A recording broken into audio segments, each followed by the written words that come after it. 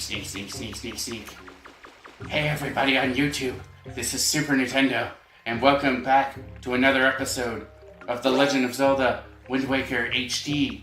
Last time, we got the Swift Sail, finally, after so long, and made our way here to the Forest Haven, where we learned that a young Korok named Makar has been abducted, or fell into an area called the Hidden Wood, or Forbidden Wood. The Great Deku Tree over there has offered to help, has asked us to help him retrieve his child, but this time, we're fairy hunting. Come here, little colorful fairy. Hiya! You got the Forest Firefly in your bottle. A strange light emanates from this mystical creature.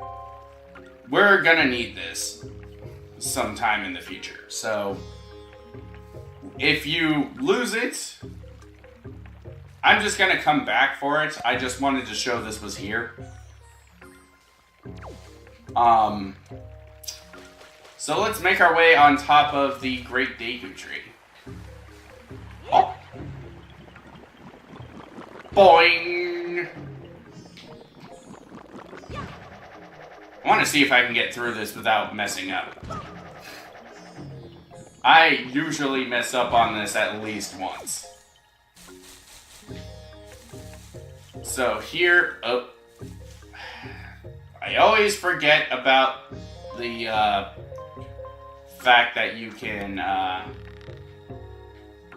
see, in the original, you could control the aiming reticle with the L stick, and on the Wii U gamepad, the right stick is above the face buttons, but you need to hold the, if you set it to the Y button, you have to hold down the Y button in order to do this. So, yeah, it's really dumb, and I don't find it comfortable to just hold the R button and aim with it that way. That's why I say, like, I don't like motion controls, but you kind of have to use them in this game.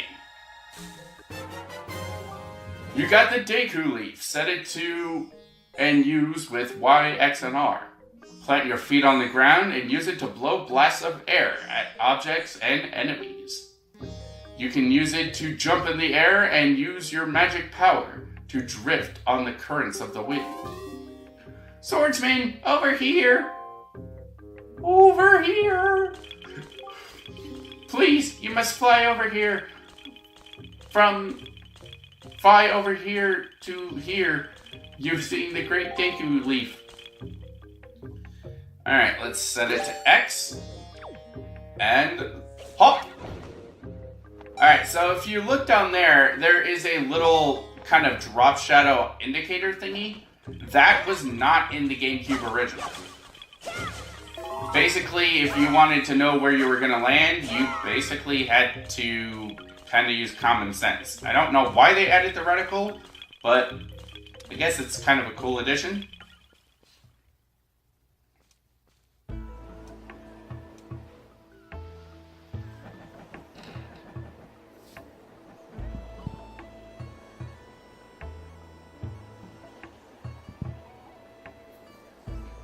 Alright.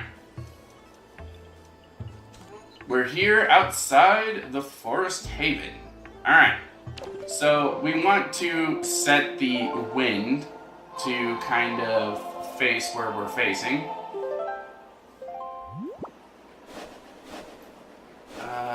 Southwest, I think, is where we... Yep.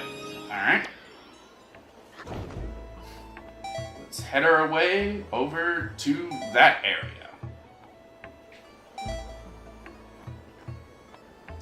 Maybe it's just my imagination, but I kind of think that you run out of magic faster in the remaster.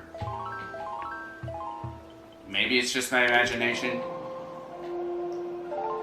Let's set the wind again to northwest. Pacifica Northwest. Whoa, that was weird. Alright, we gotta time our jump with that tornado. updraft thing. And let's Habushki!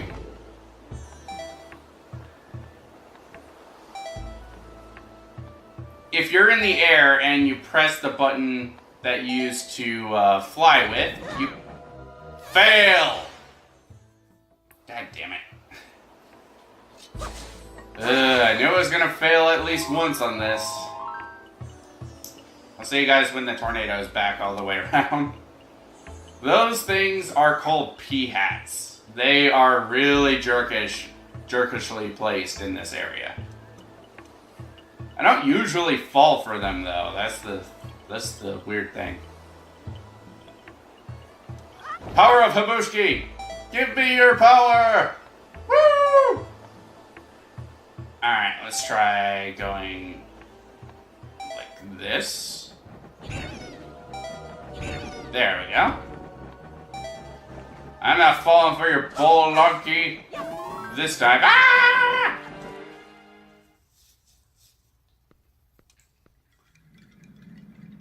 Welcome to the Forbidden Woods. The second major dungeon in this area.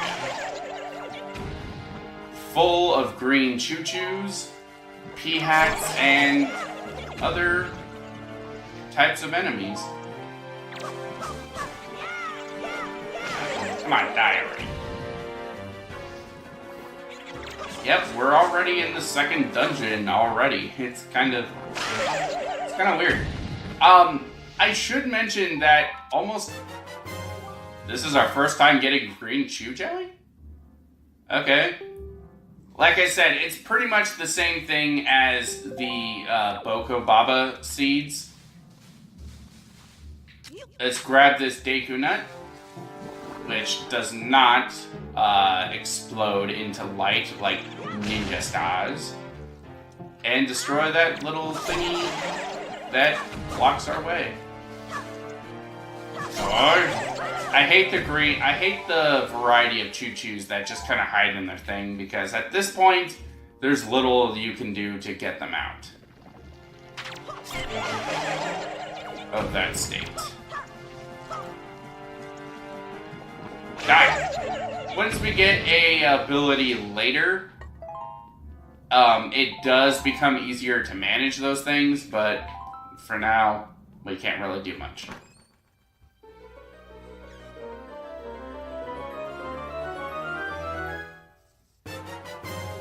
You got the dungeon map. I already went over what the dungeon map does in the last dungeon, so I'm not gonna go over it. So, real quick, I want to draw attention to this symbol. Players of Ocarina of Time will remember that symbol. That is the symbol of the Kokiri. The Kokiri were pretty much what the Korarks were before they evolved into the Korarks. It's not so much an evolution, I guess, but that's what they were. And Link's outfit actually was Link's outfit in Ocarina was actually the outfit of the Kokiri. Very fascinating. What button do I use to throw again? There we go. What the? Die, you stupid choo-choos. Die. Let's go on longer. Oh, wait. There we go. Oh, I didn't need to throw it. Never mind. That's a nice Knight's Crest. I think that's our first one, if I'm not mistaken. Nope, it's our second. Never mind. Alright, let's jump up here. Well, not so much jump up as climb. And if you noticed, going inside these little plant thingies actually kind of refills our magic a little bit. Which is pretty cool. So if you need a little magic pick-me-up, just hop into one of these little buds. Don't hit those spiky vines. Those things can hurt you.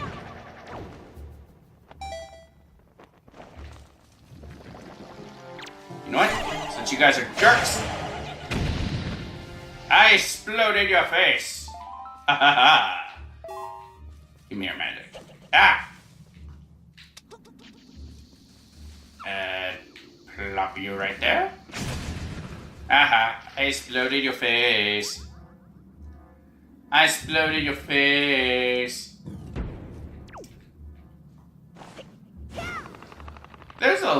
I love the dungeons in this game.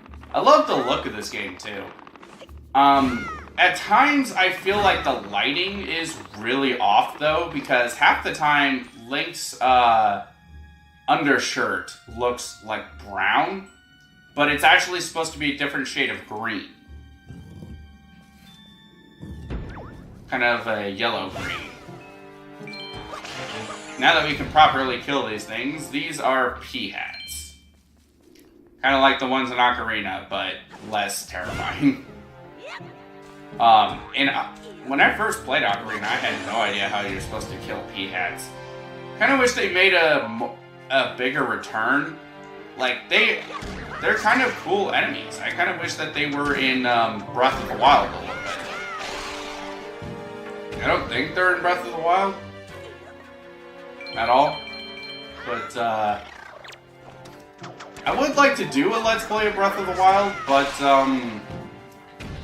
I don't know how I would make that interesting.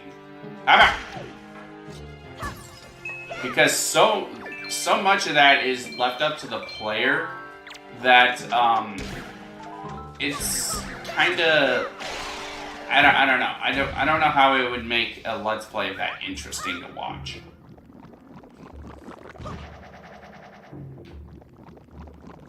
I guess kind of the same thing with the a lot of the older Zeldas, like the Oracle games. I love Oracle of Ages. Ah, crap. That was close. I don't play a whole lot of the HD version of Wind Waker, if you couldn't tell.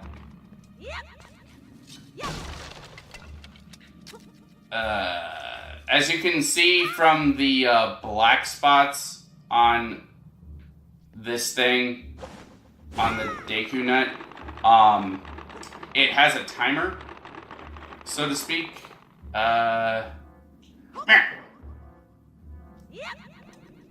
Give me the Deku nut.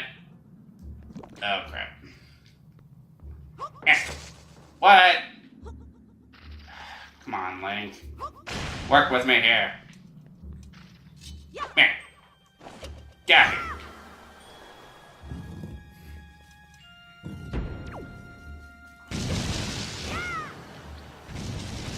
It's a good thing I showed the,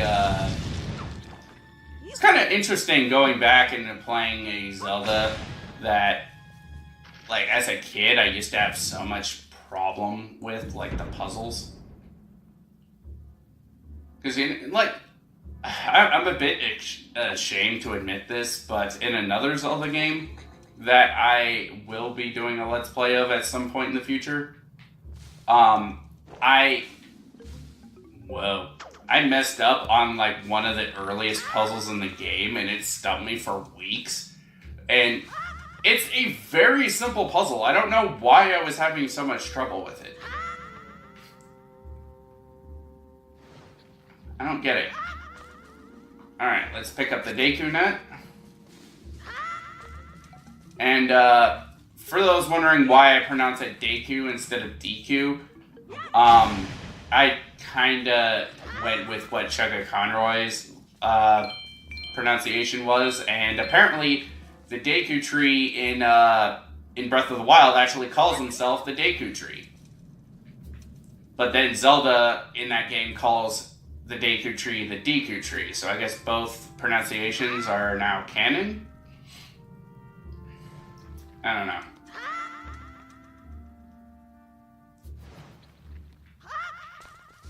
Let's uncover this. And now that we are roughly at the halfway point in this dungeon, I think this is a good spot to end off the video, alright? So, next time on The Legend of Zelda Wind Waker HD, we make our way through the other half of this dungeon and hopefully rescue Makar. Alright? I'll see you guys then.